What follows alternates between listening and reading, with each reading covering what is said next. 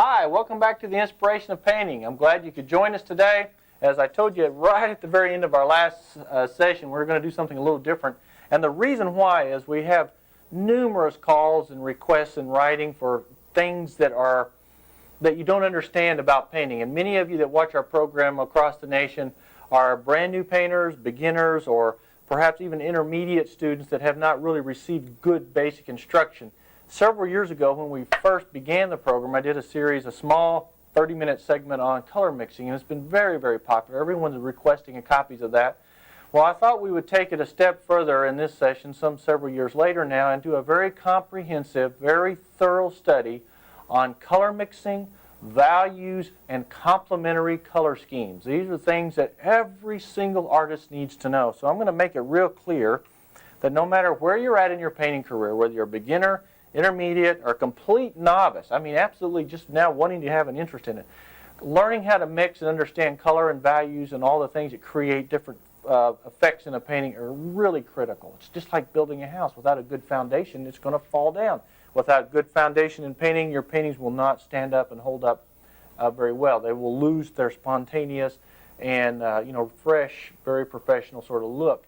And while I realize it takes years to learn to be a professional, you can sure speed up the process by knowing what's happening. So we're not going to paint a painting. Okay, so I'm going to disappoint some of you, but that's okay. That's just part of the game. What we're going to do now is learn how to mix colors. Now there are 3 color things I'm going to teach you. One on a basic landscape. There's going to be a color chart on how to do basic landscapes. There's going to be a color chart on how to do portrait and figure. They're just little charts very quickly that I will do here that you can duplicate there or write notes on. We're also going to do one on how to do animals. So there's 3 different color charts here that you can follow that will suit your needs perfectly well. Now I know a lot of you already have these color wheels that you buy at the store or your art store or whatever, and they're okay for basic things, for knowing how to mix red and yellow makes orange and blue and yellow makes green. But that's not what we're after here. We're after something a little bit more inclusive in dealing with how to paint a painting, not just how to mix color. So what I'm teaching you here is how to mix colors to do a certain type of painting. And that's the difference between what I'm going to show you and what you get in just a regular color wheel. All right.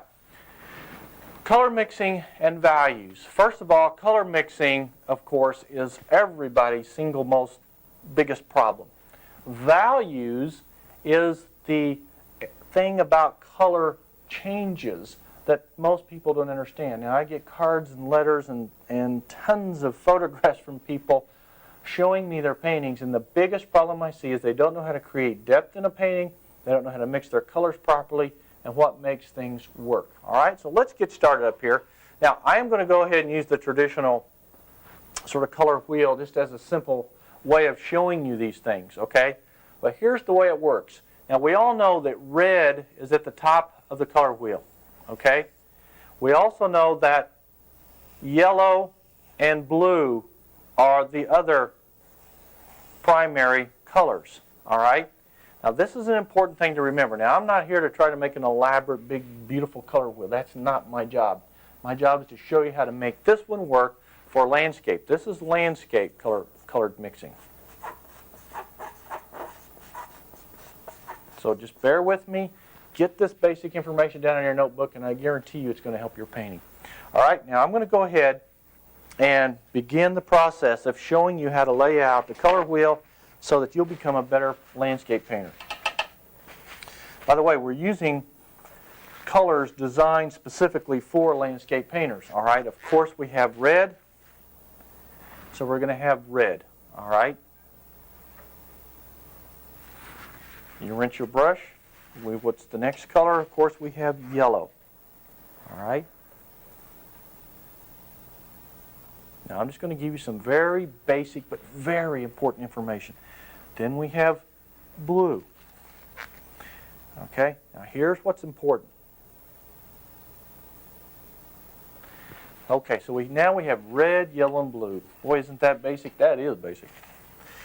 But of course, when you mix red and yellow, you get orange. And by the way, I'm going to have to move through this relatively quick because we're going to probably take 3 sessions to do this. And it's still not going to be enough time to really make it like I'd like for it to be. But let's do it that way. Red and yellow will make orange, okay? Blue and red will make violet.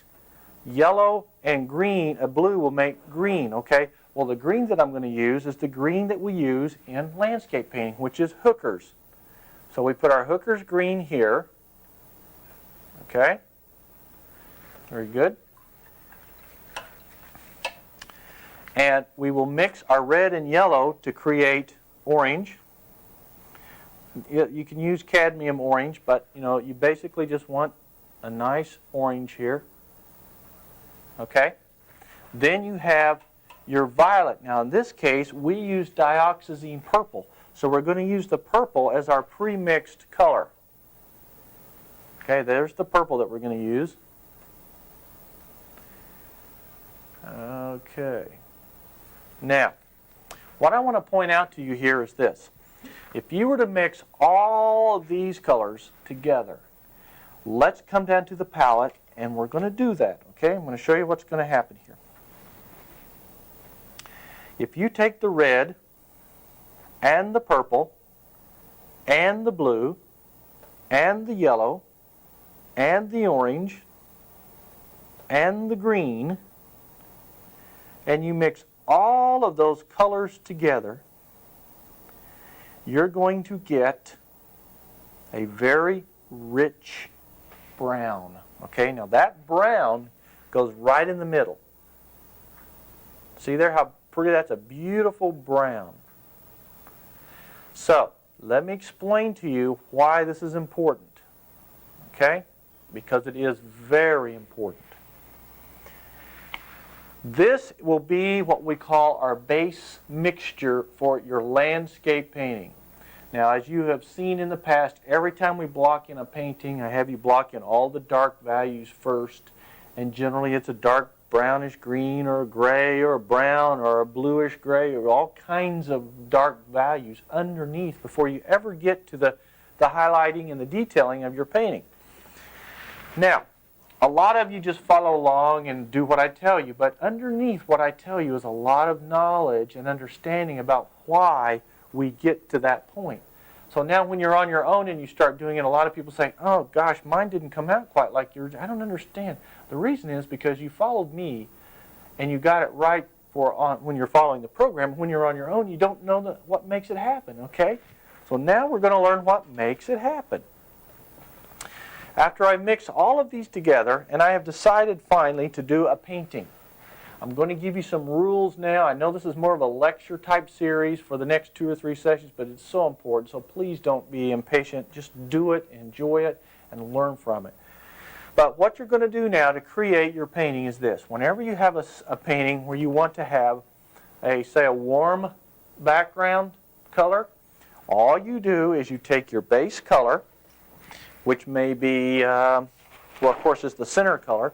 But say, for instance, you have a lot of greens in the paintings, okay? Well, here's your base color. You take it and a little hooker's green, and there will be ranges in between here and here. By adding just a little bit of the middle color, you create a value or a shade of color. The value basically is the same, but the shade of color is different. You add, actually, see, that's kind of a greenish, very green. The more of this mix you add to it, the browner it becomes until it actually gets to being its pure color again. All right? So you go from a green to another shade of green, another shade of green, until all the way to the ladder until you get back to your basic. So if your painting has a lot of greenish browns, you've got a whole range of colors to work from. You'll know how to get started. Okay, now I think that's really, really exciting. Same thing, say your painting has a lot of browns and grays in it. You're doing a mountain scene where you want to have a lot of different things happen, different rock colors, okay? Well, your basic underpainting for all of your mountains, or maybe some of your rocks, may be in this range here. The blue, purple, or your base color in purple, your base color in blue. So all you do here to underpaint a rock formation or something is you take your blue, You add a little touch of the base to it, and there's a layer. See, it's a little grayer. You add a little bit more brown to it. It's a little browner, a little browner, a little more, until you're to its pure color again. So you go from a bluish color all the way back to the base color. You do the same thing with the purple. Maybe your painting has a little more of a purple tint to it, or you need that in your painting. Well, your base color was the same in everything. You just add a little, you take your purple, and I'll just add a little touch of the brown. I got a little too much in there. This is so important for you to understand. Now, this is not necessarily something that you're going to get in all of your art schools because they teach it a little differently than this, but I have found out with all basic beginning students that this is so needed. Okay, you just keep adding a little more of your base color until you've reached back again to its pure color. And that's the mixture of all of them put together. So you have a purple, then the next shade, just by adding a little more of this base color, you can vary and change and create all kinds of underpainting techniques. Same thing with the red, you can use that, or the orange.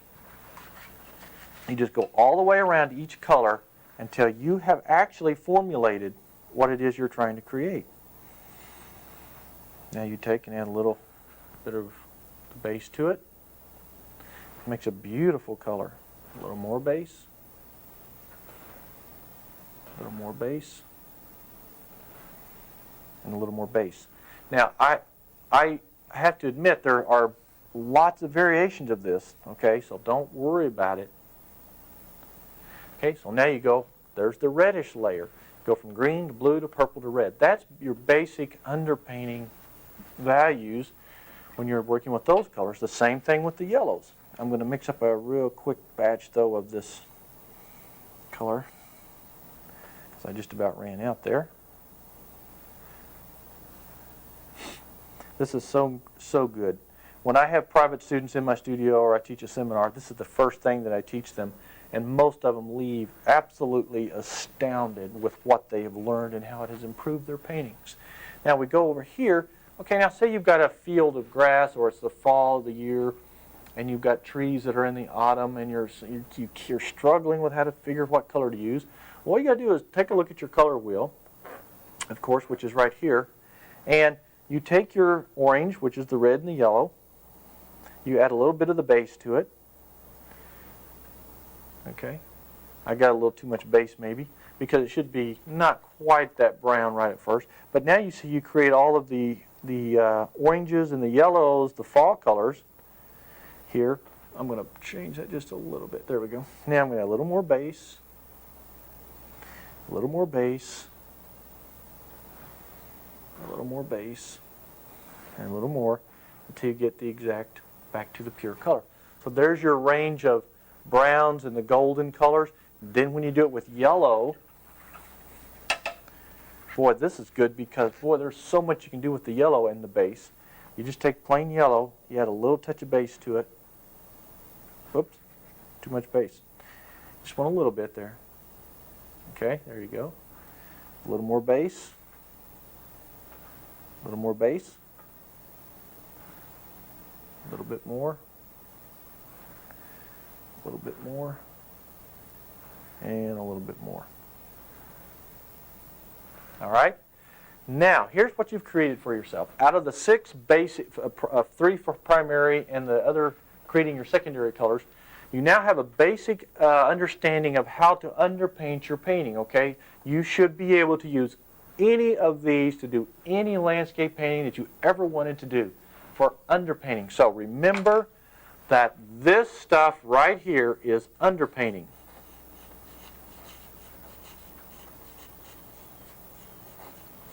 Okay, these are your underpainting colors. All of these. Anything in here. If it's a warm painting or a cool painting or a greenish or a yellow, doesn't matter. These are your underpainting colors. If you think back for a minute, if you've been watching and following the program for the last few months or years, you'll recognize all of these as part of the system. You know, we'll block in with a brownish gray or a greenish gray or a purplish green or a brownish this or that. That's just how I formulated it, okay? It's really exciting when you do that. Now, I'm going to give you some more rules, so if you're taking notes, this is a good thing to do because you're going to be able to understand now more than you've ever understood before why things happen. Think about the next thing, which is complements. Let me explain to you what a complement is. I know most of you listening understand that red and green complement each other and blue and orange complement. Well, complements very quickly are the opposite colors to each other on a color chart, all right? So, of course, green and red are complements, purple and yellow and blue and orange and so forth, all the way around the color wheel. There's even colors in between. So every time you go around the color wheel, whatever spot you're at in that painting, you always go directly across it, and that's the complement to that color. Whenever you're doing a painting and you have a lot of one particular color, say it's a blue tone painting, and by the way, blue tones can range all the way into a bluish green to a mauve-ish color. So there's a whole range of blues that you could use in any given painting that's got a blue tone painting. Okay? So as long as you're in the blue tone area, the complement to that would also be in this area, from the pure orange to almost red to almost yellow. So the complement to the blue tone painting is also equal over here. Same thing with the red. On the green side, you know, when you add red here, you go to almost purple to almost orange. Your complement will be in this range. Anywhere to almost yellow to almost blue. All right? So the reason I'm bringing this out is just because we say use the opposite or the complement to work with painting doesn't mean you have to use the exact color, but the range of color that's opposite. And that will clear up a lot of misunderstanding. I've noticed that happen a lot in a lot of basic and intermediate painters.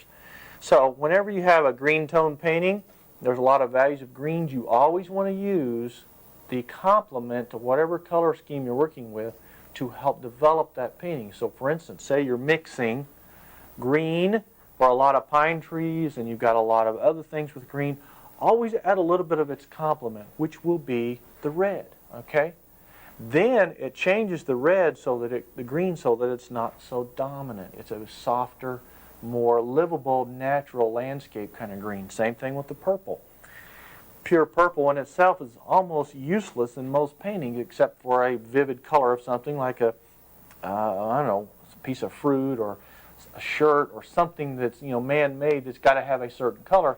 But in a landscape painting, it's always a good idea when you're using purple to add a little bit of yellow to tone it down, to change the color of it slightly. All right, that's very, very, very important. Same thing with blue.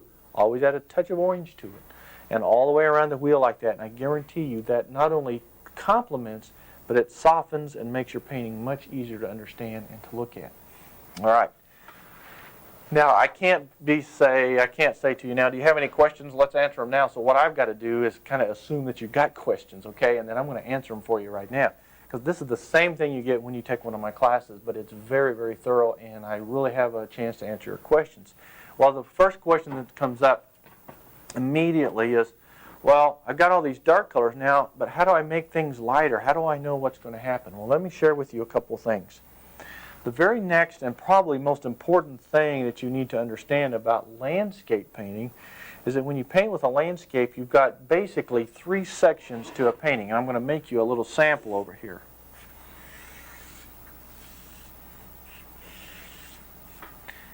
Okay, I'm going to draw a real quick little mountain. You can do the same thing if you'd like. You know, maybe there's a little hill right here. And the only reason I'm doing this is to show you the value system. Now, let me give you an order to things, okay? Because part of understanding color is also understanding order in painting, all right? Let me give you a few simple things to understand. Whenever you're ready to paint your painting or block it in, you want to understand where to start and where to finish. You always start and do the sky first. The second thing is this very distant mountain. The third, the fourth would be middle ground. You may have some middle foreground, then you may have your direct foreground. Now there may be 10 layers here, I don't know, just every painting's different. But you always keep everything that's slightly behind in order, okay? A little bit darker as you come forward. A little behind it, it's lighter. Now, say you're over here and you're used a lot of the greenish colors, and you wanted to gray those greens to create a little bit more interest in the painting. Or maybe because you're trying to match a color of a certain tree, or maybe whatever the reason. Okay, remember that the value system is what creates depth and distance in a painting. Depth and distance. What is a value? A value is a color that is less intense in its pigmentation. And you achieve that by adding white to it. Now, white, of course, being sort of the absence of color, is a wonderful thing to go down here and test. Let me give you an example. If you look down here on my palette, which is a little messy, but that's understood. Or maybe I can make a little dab up here. Let's just do it up here where you can see it better. I'm going to make a blob right there. Now, if you just look at that straight on, and you say to yourself, what in the world? What color? That just looks like black or something. Yes, it does, because it's in its full intensity. Okay? Now, when you want to ever find out about the true color of something, all you do is add a little touch of white to it. See, white will immediately share with you or show you what color something is. Okay, so let me show you this. If I take a little bit of white now and add to this, you see how all of a sudden you see purple? Whereas before, because of its intensity and its strength, you couldn't really tell what color it is. And that's generally the case in almost all intense colors. Even green, you can see that it's green. You can see that it's brown basically, but you don't know really what shade of brown it is. You won't know until you add a little bit of white to it and create a little bit of color. So white is the thing you find color with. Now, what do you do with it when you're trying to create depth? How come white is so important? White is so important because it changes, not only does it help you see the color of something, but it creates softness and distance in a painting. For instance, your first layer of mountains should be a very soft color, all right? Now, let me show you how that works. I'm going to do a small sample. I'm going to take white, I'm going to take a little blue and a little purple, and maybe a touch of burnt sienna, okay? Or, another thing you can do, and I'm going to bring this out very carefully, is you can take, I'm going to show you how to use this color wheel to make a painting happen. This is what's so exciting. You can take your base color. In fact, we might just do that first. Let me just mix up a little bit more here. Okay. We get our base color, which is this brownish color, and you say, okay, now show me how I get what I want out of this. All right. Say I want a distant mountain, and I need to have a nice soft grayish color. Well, if you'll take your base color and you'll add a little blue and purple to it, okay, I'm going to do that down here. You might want to see how it's working down here. You take your base color, you add a little ultramarine blue, you add some purple, all right. Then to change the value or to see what color you have, and I don't know if you can see that, but there's the color. I can't really tell. You add a touch of white to it, okay? Now looky there. All of a sudden, by adding white, we can see our color. Now, let me put a little dab up here. Isn't that beautiful? Then you decide if it's the right shade of purple or the right shade of blue, or if it's too dark or too light or whatever, and that's too dark. So now we just add a little white. We change the value to a much lighter shade, okay? Okay. But see what we did? Out of this basic mixture, we added a little blue and purple, and with the white, we got a beautiful gray. A nice, soft landscape gray. Now, remember what I told you. This is a landscape wheel. This is not for painting people or animals or anything else. It's for painting landscapes, okay? So remember that. Your first thing is to create your color by using your base, adding your distant colors, which are blues and purples, adding white to change the value, which will set it back, The more white you add, the further back something will be, okay? Now, I'm going to make that just a little lighter. I'm not going to paint the whole mountain because we have so much ground to cover here in the next couple of sessions. But I wanted you to understand the difference between values, complements, all the different things that we talked about, all right? So now there's my first layer. The second layer, you just use the same color, your base color, with a little bit of purple and a little bit of blue. You make it just a little darker. Let's just see. All right, there it is. And now, is it too dark? Well, you take and add just a teeny touch of white.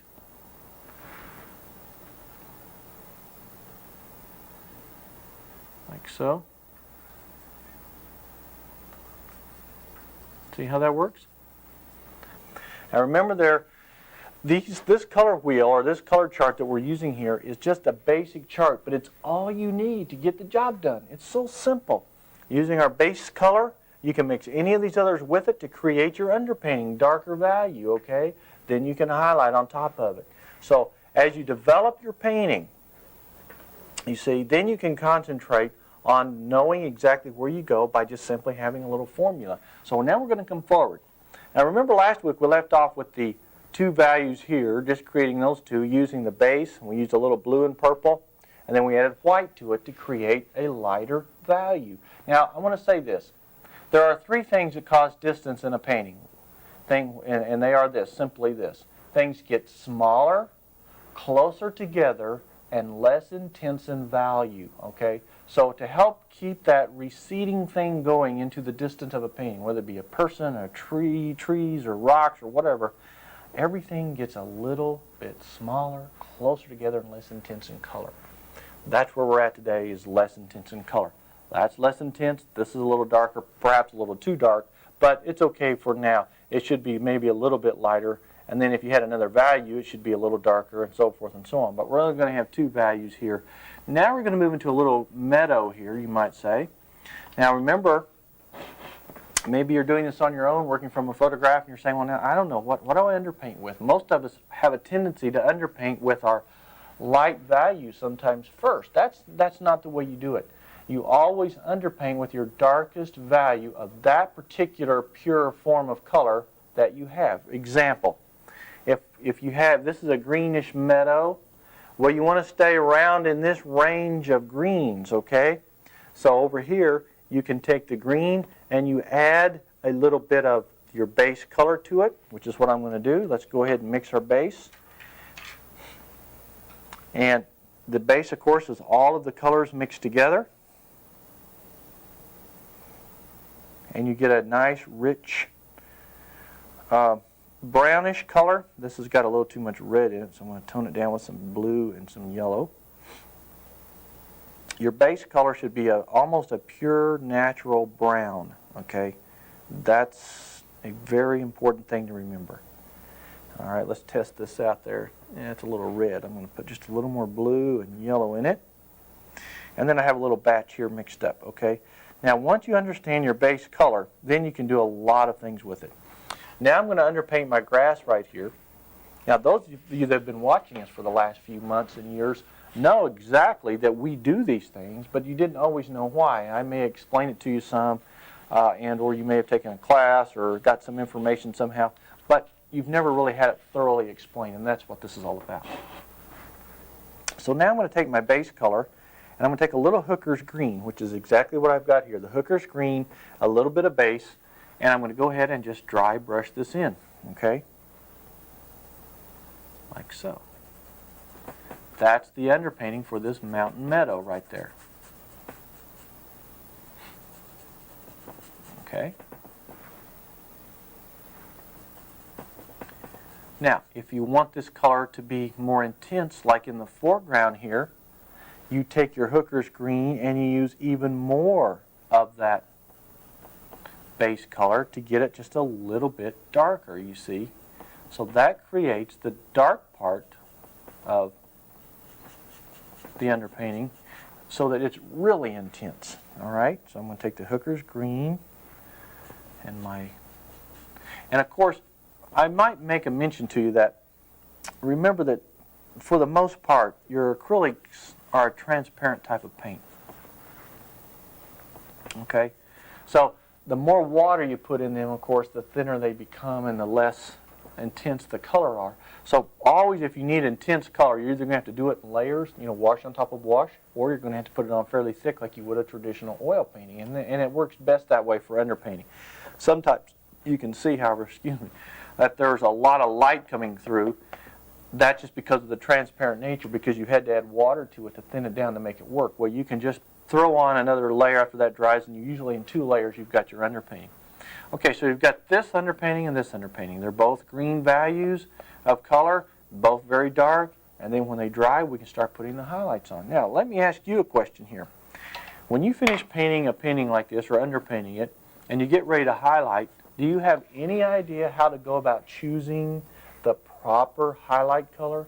That's a big question, and sometimes people just get so confused. I've noticed that in a lot of the letters and photographs I get in the mail, and some of you that send paintings to me and so forth, white seems to be one of the biggest things or biggest problems that you have. The misuse or misunderstanding of white. Too much white will it will not create any depth for you. What it does is it creates a washed out, almost sickly look to the painting. It's kind of chalky looking. So you never highlight with pure white, okay? Just don't even think about it. I see so many paintings that come through my studio and photographs where white is the highlight for this or this or this or this or this. And you end up with such a colorless painting because you think that white is going to get the brightest value for you, and that's wrong. Let me show you over here what you do whenever you're ready to pick a highlight color, okay? This is really exciting. Now remember that there are always variations of what I'm telling you. There's no formula in painting that's an exact thing. There's no exact science to it, okay? You have to use your imagination and sometimes your artistic license. But for instance, say you have a purple mountain. Like we have a grayish purple. It will be in this range somewhere, okay, if you added white to it, which we did. What would be the complement to purple? Or that range, okay? See, remember what I told you last week? If my range of purple is in between here, then my range of complements to pick from are going to be in here because they're exactly opposite. All right? So, in order for me to decide what highlight to use here, I go over here, look at my range where I got my purple from, which if you'll remember, we used our base, a little blue and a little purple, and with the white it would have been in the middle, okay? So we come over here, and if we added a little orange and yellow, which we're going to do, in fact, I think I'll switch to a smaller brush to do this, you will create the proper highlighting color because we want to complement your mountains with the color that's opposite to that on the wheel. And that is going to be yellow and red to create the orange, which I've done here. Okay? So now you create this yellowish orange, which would actually be right in this area. Okay? Then, in order to get the proper value, you wouldn't want to highlight with that strong a color. I'm going to show you some do's and don'ts. See, that would be so intense and so strong and so overpowering that it would actually flip-flop the background forward and create a real disturbance in the painting's eye flow. So you say to yourself, okay, well, how do I get I've chosen the complement, which is going to be an orangish color. What is going to happen? Well, you just take white. Remember, white changes the value or the intensity of a color. So now I'm going to take and kind of see if I can get that off before it dries. Close enough. You add a little white to your orange, then you come up here and you have a beautiful color that will complement your painting. Now, isn't that neat? The complement to purple is yellow, or the purple range may have a yellowish orange. If it was pure purple, you would almost use pure yellow with a little white in it, okay?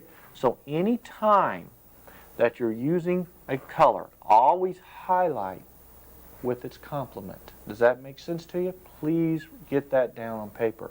Now, there are different degrees of complements, just like there are different or values of complements like there are values of the mountain. You want the same value of complement that you're using for the value of the underpainting, okay? For instance, when you painted this mountain, you see it's a very soft, light, distant complement. Like I said, you don't want to use pure orange. You want to get a complement that has the same intensity of color. Now, it may look brighter to you, but that's only because it's a different color. It's not a different value. Now, yes, you can make it too bright by not getting enough white in it, or too much white and it becomes chalky. So you got to sort of hit a happy medium. And that's where a little bit of, well, practice, understanding, a little confidence, and just working the system, and then you've got it. Now, as you come forward, and by the way, I might mention this too. I know I'm doing a lot of talking here and all, but I'll tell you what, I'm so interested in you getting the right information and understanding it, and I'm going to just drill you until you get it, okay? That's what I like to do. You can use a range of those colors. It doesn't have to be just that. If your mountain's a little more on the purplish side, you might want to get closer to the yellow range of complement with the white in it. Or if it's a little more on the bluish side, you go up closer to the orangish range of complement with a little white added. It doesn't really make a whole lot of difference as long as you're within the range. Okay, there's no exact formula or anything I can give you. Just get in the range, all right? Now, as you come forward, your complement will remain basically the same, but the value will change to get a little more intense as you come forward. So what you do is you just simply take your orange, you add a little bit, you just add less white. In other words, when you put this on there now, you could see it's got a little more of an orange tint or golden color, not quite as white, and it creates a little bit better highlight color for that particular value of the painting. Okay? Does that make sense to you? So now you go from this value of underpainting to that value of light or highlight. You go from that value of underpainting to that value of highlight, and you just keep coming forward. Now, when I get to my middle ground here, I have green. So what do I highlight with green? Well, let's go over here and take a look. Okay, so now I'm looking at the green over here. All right? Now, I don't want anyone to misunderstand. The rule that I've given you, so to speak, that you must highlight with your complement or a form of it is not etched in concrete, okay? Let me make sure you understand. And remember last week I spoke to you about this, that whenever you have an overtone painting, say a green tone or brown tone or gray tone, always use the complements to beef up the painting and make it sort of have a continuity and good eye flow. But you don't have to be so specific that it actually becomes almost like a computer readout, okay? What you want to do is use your artistic license and what is visually correct. So when I say complement, highlight with your complement, if you came over here and you just complemented with red, that wouldn't look good, would it? Even though green and red are complements. Okay? Now what we're going to do is highlight with a similar color, but we're going to go back down to the range of the yellows or perhaps even the oranges, because when you create these colors here, the complement is so dynamic that the only reason we would want to make that complement work is for something like a flower or something where we're trying to just make some continuity. But your actual highlight color here now is going to be more in the yellow range. So now we take our green, a little touch of yellow, and a touch of the orange. Now, of course, you add white to it. Depending on where you're at in the painting, the color should be at that same value range. And it's be a little different value than this range. Now, I realize that me talking about values of this and values of that, it's hard for you to understand. I realize that. But now you come in here, see with this sort of intermediate color with the white in it. It's got a little yellow, a little reddish color in it. It does have a form of its complement in there, see? But it's not a pure complement. So that's what I want you to understand. It's more or less a form of the actual color that's underneath. And you add a little white to it, And see, you create a beautiful, beautiful highlight, allowing some of the background color to come through, and then you're in business. Okay, that's how you create a beautiful, beautiful highlight on top of something that's another color. Like, for instance, green. You know, you can use a form of a green, a lighter green, a yellowish green if you want to highlight with it. Then you complement it by throwing in touches of red or any other color that you want to. Okay? Now, this may be difficult to see because of the plastic on here. That's not the one I want to show you. Maybe I'll just take it off right quick. I want you to see this because this is an important thing. This is a watercolor. But watercolors do the same thing in principle that any other painting does. Okay? Now let me explain this to you. Now this is up by our studio in Angel Fire, New Mexico. When I designed the painting, after I got the sky across there, this was just sort of a study. Notice the mountains back here have a purplish tint to them. Got that? Then we come forward. I've got some purplish. Look how much purple is in the painting. Okay? Also, I've got some nice, rich, brownish greens. Okay? All of these colors are very visible. Now, let's go over here and compare to our color wheel how this works. See how nice this painting falls in place? Oh, it's just so beautiful. This is the neatest thing because if you understand complements and you understand values, you got it made. All right? Now, look what we've done. We've got an overall painting of mauves and purples and greens and soft yellows and oranges, and look why we've done that.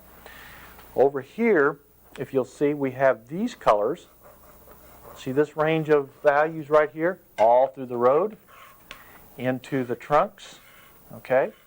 In some of these areas here, all through here. The basic underpainting was this purplish mauvish color, just as I spoke to you about last week.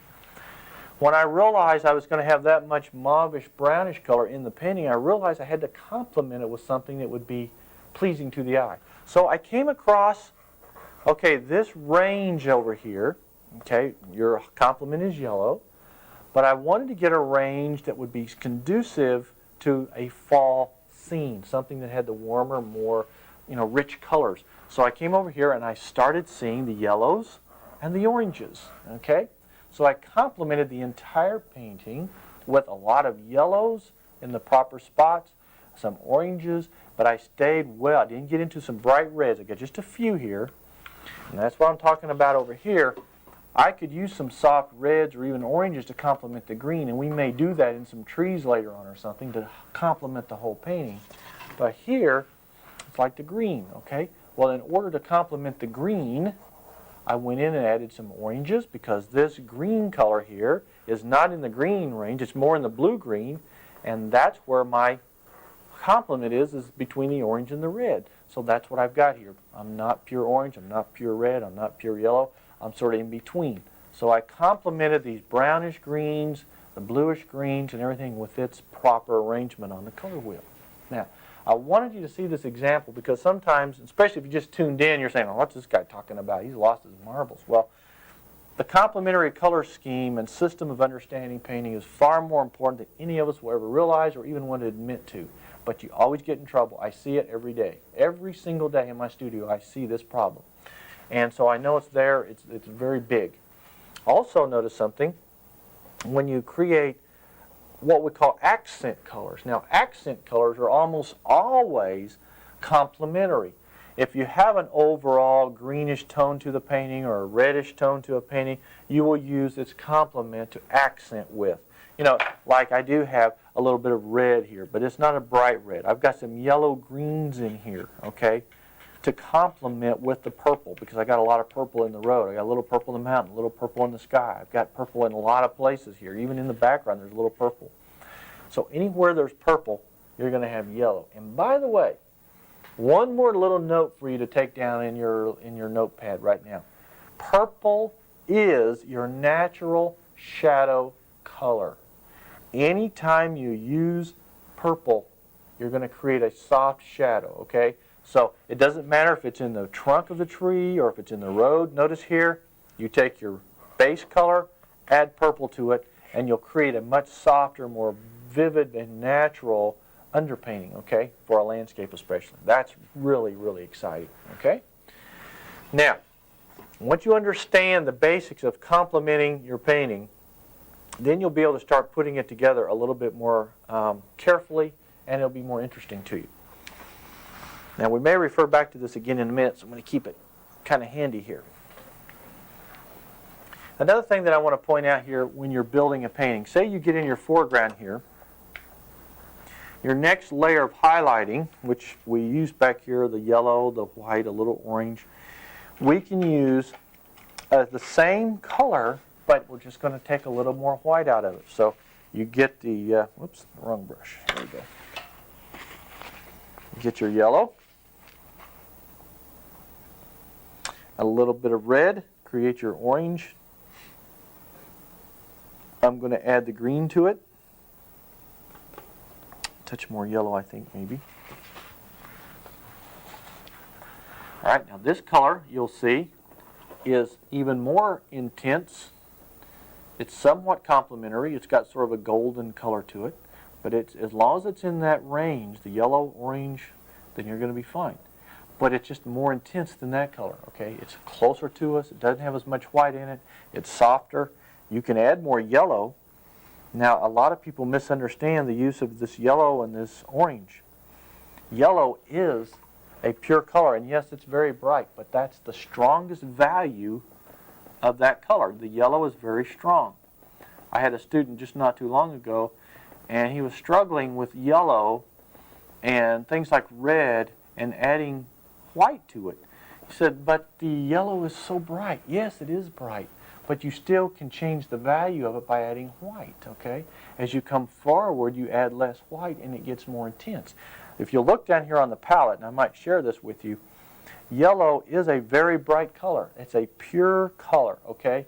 You can't get it any brighter than that unless, you just change the brand you're using or whatever the mixture is they have. But that's its purest color. Once you get forward with it, you can't make it any brighter than that, okay? That's just it. So to make it softer, you just add white, all right? So you've highlighted this now a little bit.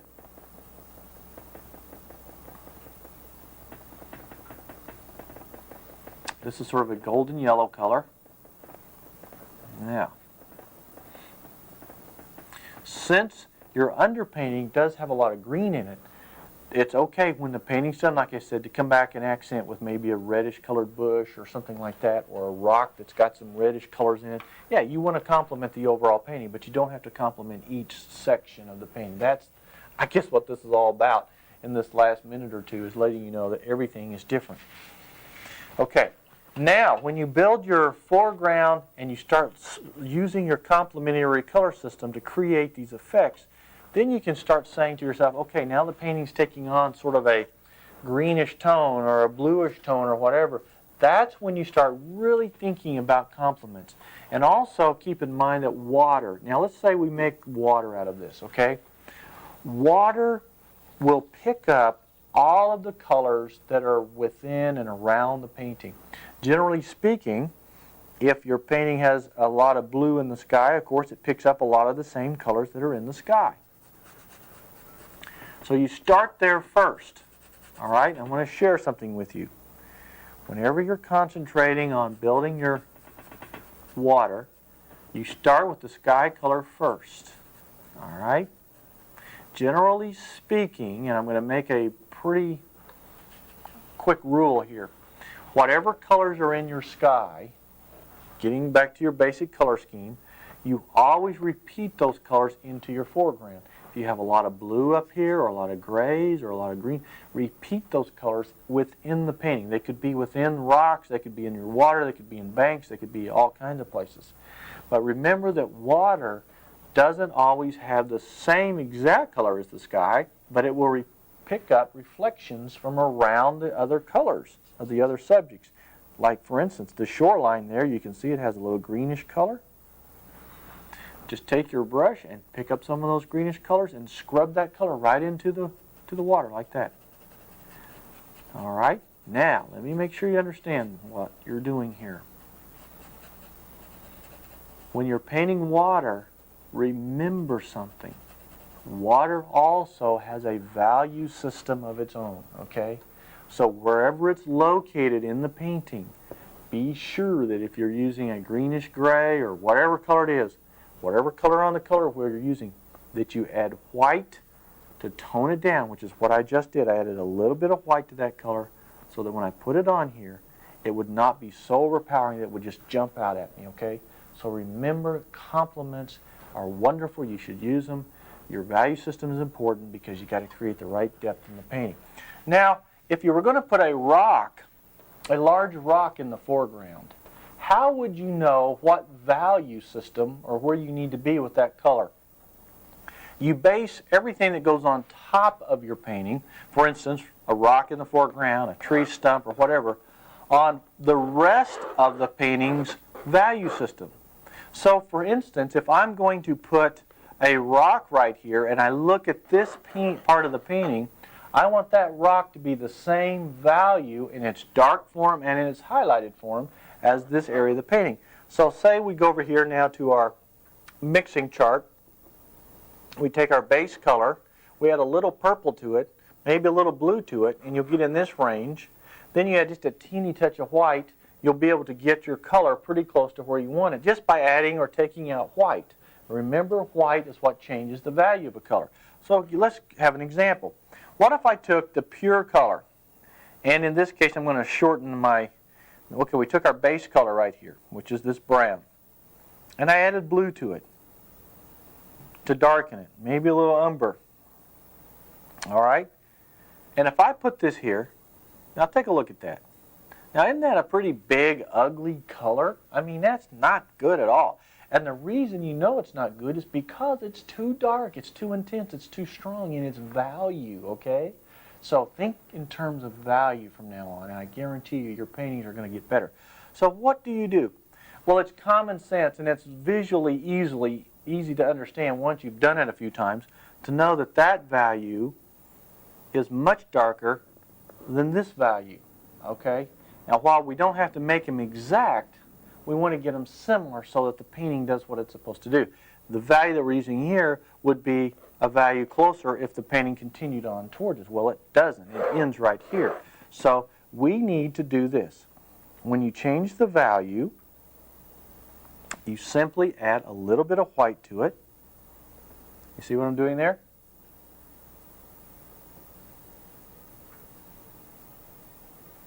And now that value is the same as this value for the underpainting. Okay, does that make sense to you?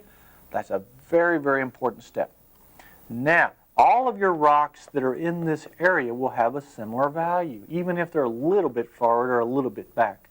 But if we jump the creek or there's a stream here or whatever this is, and we go to the other side, even the value that we're using there, if you put it on, will be too dark. So because we are receding into the distance, as I spoke to you about in the first session, things get smaller, closer together, and less intense in color. All you do is take a little white, add to that, and you soften those colors so that they are in the same value that this area of the painting. Okay? And so forth all the way back until you reach your mountains. Now, there's a little contradiction here, or a little controversy, I might say. And I'm pretty good at stirring up controversy, but I think it's good for us. These two values of mountain here are in direct conflict with the values of the rest of the painting. Let me tell you why. Not because we're not inaccurate, or because, there's no reason except that they are a large mass of color that extend above the horizon line, and there's a direct contrast between these values against the sky, so it creates the effect, almost an illusion, that they are much darker than they really are. So when you look at this rock and this value or whatever else you're doing in here, and you say, but my mountain there is pretty dark. Yes, but remember something. It's also a massive object. It's 500,000 times bigger than the object you're looking at, so it's going to create the effect that it is darker and more intense in color, when in reality it isn't, okay? So that really, in itself, is an optical illusion, all right? But that question has come up many times. Well, how come that mountain seems, if it's the value system is supposed to be a certain way, that it looks like it does? Well, it's because it's a mass, big mass, all right?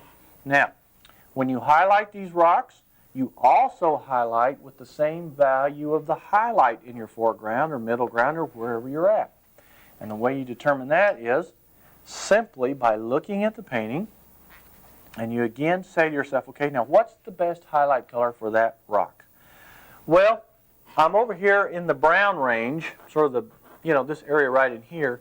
So really, you can complement with anything. Now, isn't that interesting? Think about this for a minute. When you're using these rich brownish colors, there is no direct complement. Think about this for a minute. I can go that way, there's no opposite. It's just that anything I choose to use would be a good complement for that particular rock, but here's what I want you to understand about painting. Is it the best complement for the entire painting? Now, remember what I spoke to you about earlier. You have a complementary system for an individual object. You have a complementary system for the overall painting. For instance, the mountains back here, you would not want to complement with just white or a bright pink. I mean, you could use pink in some cases, or depending on the color of the mountains. You could use yellowish. You could use a lot of different colors, okay? But you want to complement the highlight, the mountains with the complementary color, which in this case is a yellowish orange, all right? But when you get into other areas of the painting, where they're all sort of an integral part of the painting, like the rocks, the grass, the trees, or whatever, you always use a complement that will be conducive to the whole painting, not to the individual object, okay? So, because we can't really pick one that's correct necessarily because there's no opposite, we pick the one that's best conducive to this. So here we have, I would say, the greenish colors. And once again, if we go across from the greenish range, because we got a lot of green in here, we will end up in the yellows, the oranges and the reds and so forth. So now we come to the rock.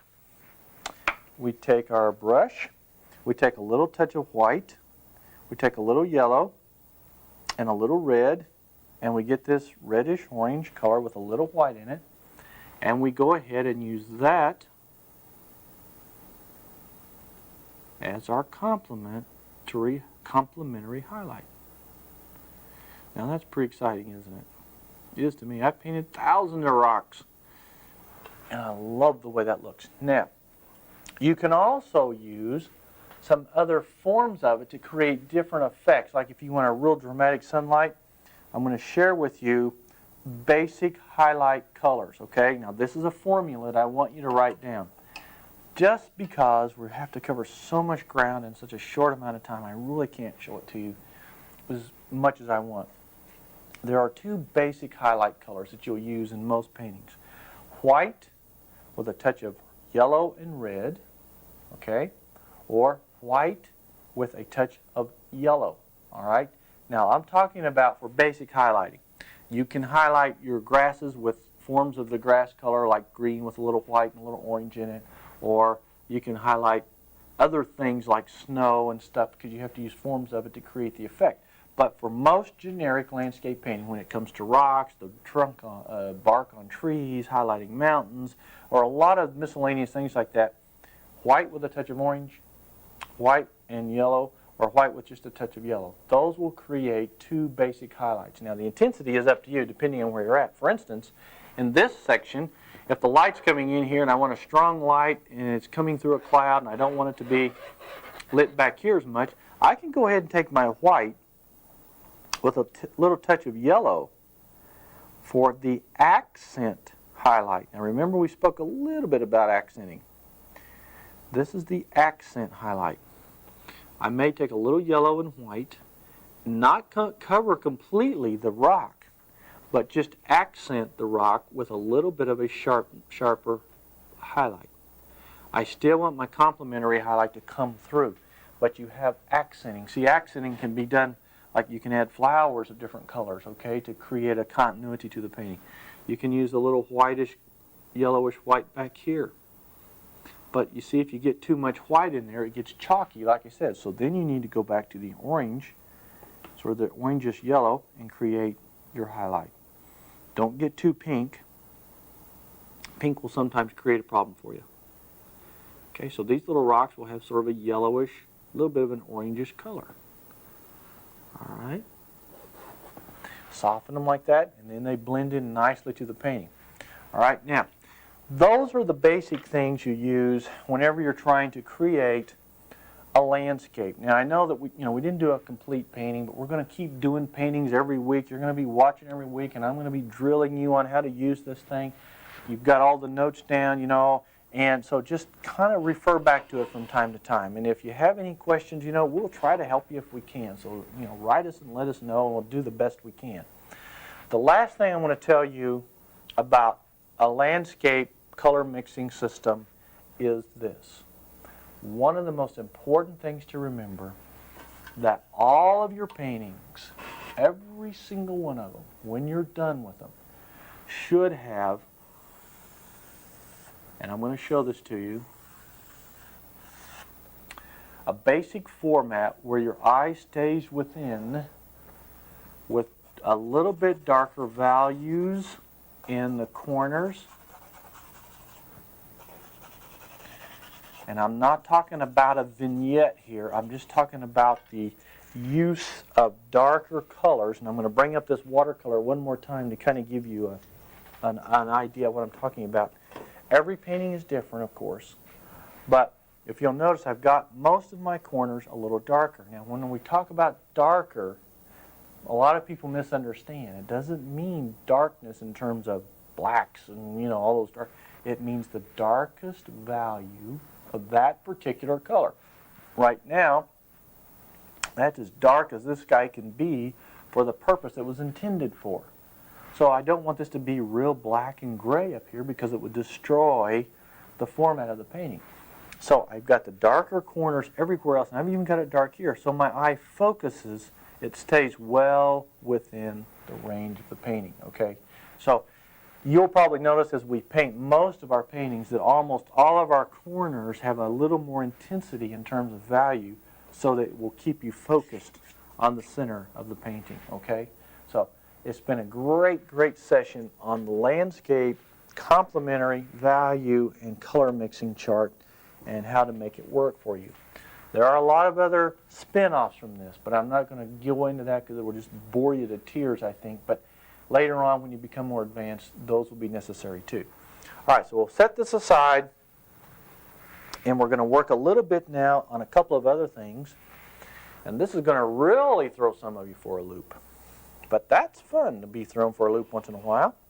Now we're going to have a portrait color mixing chart. Okay? Now I'm going to try to do this so that you'll understand it just a little bit. And by the way, we are going to have some programs in the future on portraits and figure, how to do people and all that. It's going to be great for you. So, and a lot of you try to paint people, okay? So this will help you. All right, there's 3 basic colors you need for creating a portrait. You need phthalo yellow-green, yes, which is a bright yellow-green here. I've got some out there. I'll put it right next to the alizarin. You need alizarin crimson, and you need white. Those are the 3 basic colors to mix flesh with, okay? So, for you to understand it, I'm going to do it here in person. I want you to watch this because most people are absolutely blown away at this system. This is not my system. I use it because it's what all great portrait artists uses. Now, this is for the basic flesh color. There are spin-offs for shadows and other things and different races of people. Okay, and that's a little more complicated. But the basic flesh is this. You take phthalo yellow-green and alizarin crimson, and you mix them together in about equal amounts. I got too much red in there. There we go. Okay, see how I'm doing that? Mix it in good. Now, to get the different values for a person, you add white,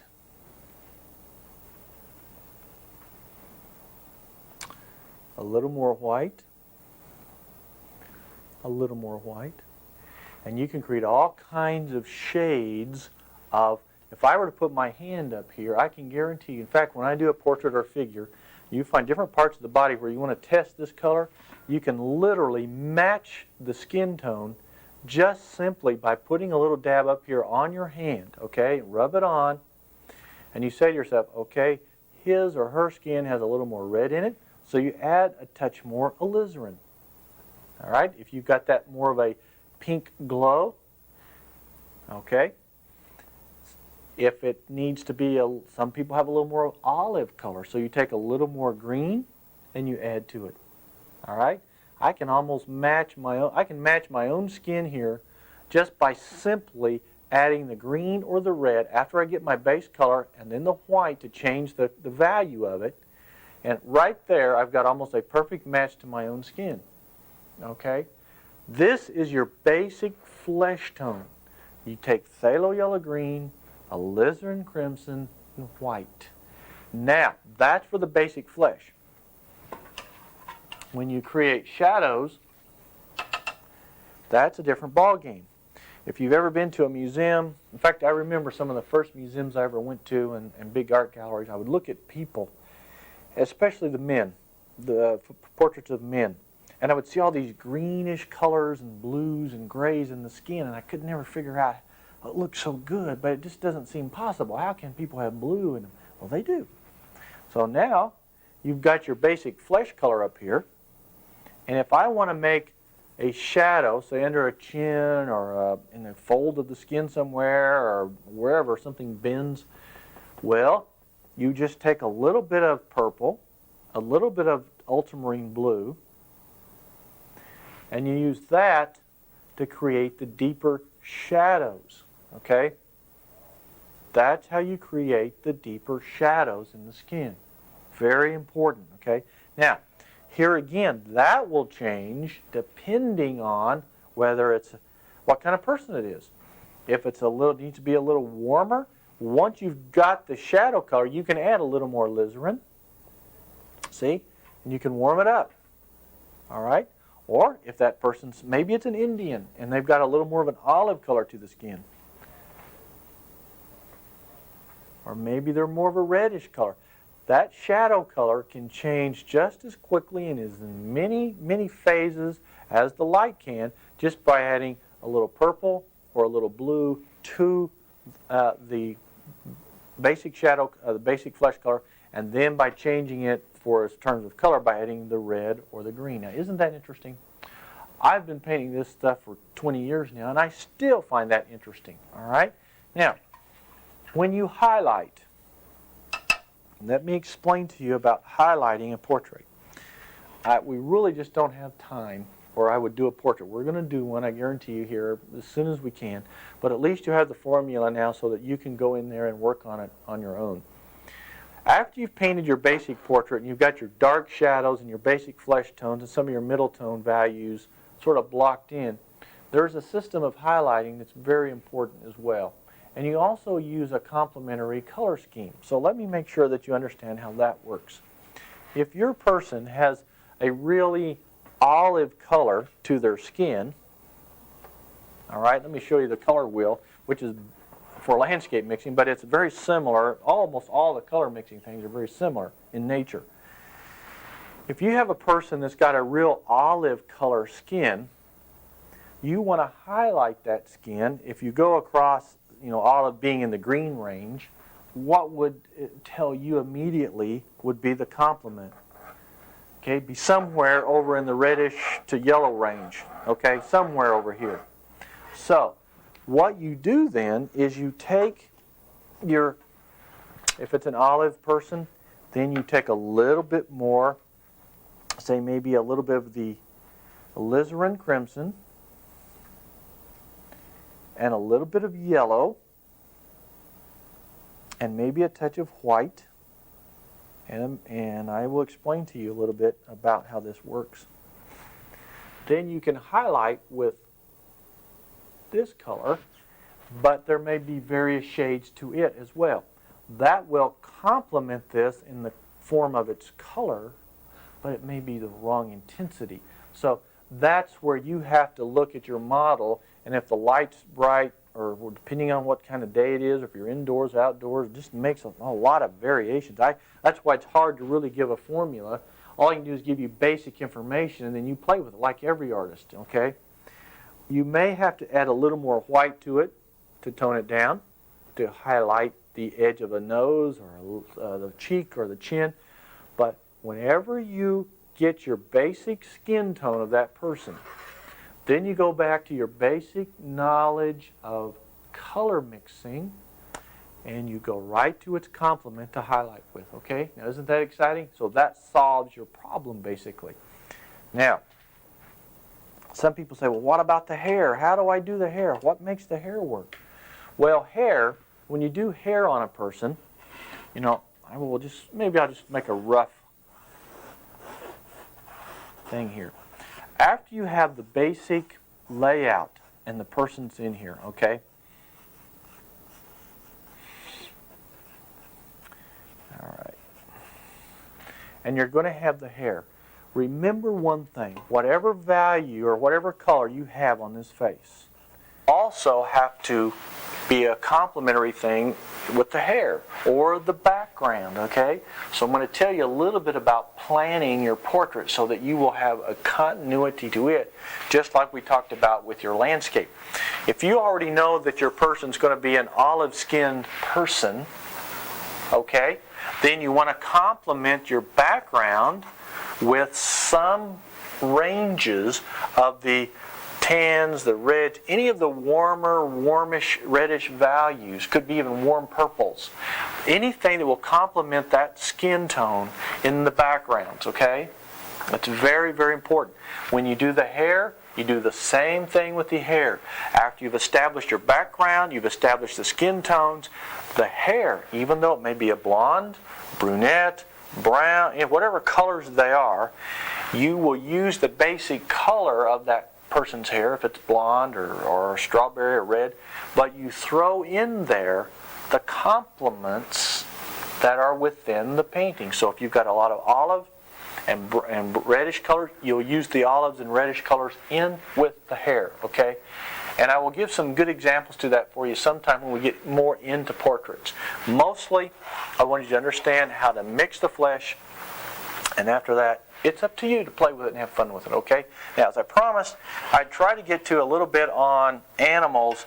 And the thing about animals is, and I just want to share with you very quickly a little bit about how you do the basics of animals. And then we're going to be done. And I'm sad about that because I could really lecture on this for hours and hours and hours and just give you so much information. Maybe we'll get together sometime and we'll do it in person. Now, to do animals, you have a basic mixture, very much like your mixture for your basic landscape. Except what you're going to use here is this. You take burnt umber, burnt sienna, and a little bit of ultramarine blue. You mix that together, and you'll see you'll get a very dark, rich brown color. Now that's really black.